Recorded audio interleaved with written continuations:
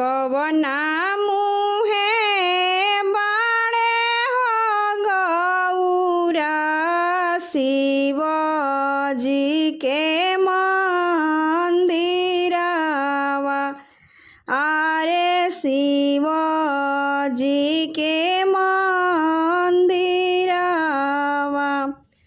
कवना मुहे बाणे हो गौरा शिव जी के हो मंदिरवा। रे शिव जी के हो मंदिरवा। कवना मुहे बाणे हो गौरा घनी फूलवरिया। रे घनी फूलवरिया। पूर्व मुहे बाणे हो गौरा शिव जी के मंदिरवा। रे शिव जी के मंदिरवा। पश्चिम मुहे बाणे हो गौरा घनी फूलवरिया।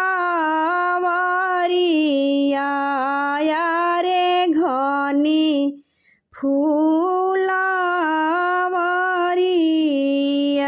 अरे बड़े बड़े फूलवाए गौरा नैहरवा भेजी दिहलू।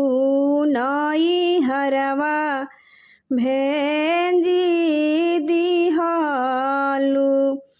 छोटे छोटे फूलवाए गौरा शिव जी पर चढ़वलू।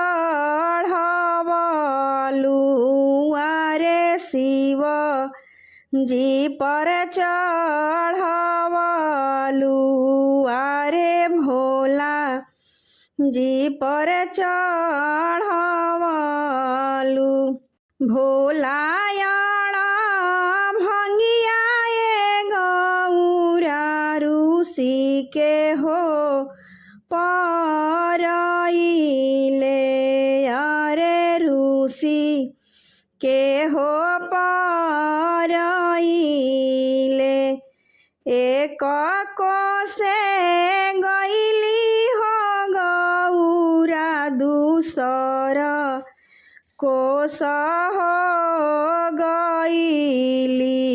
दूसर कोसे हो गईली। अरे तीसर कोस भेटाई हो गईले भैरो नाथ भैयावा। आरे भैरो नाथ भैयावा। एही रहिया देखनिए भैया हमार भोला भंगिया। रे भोला भंगिया।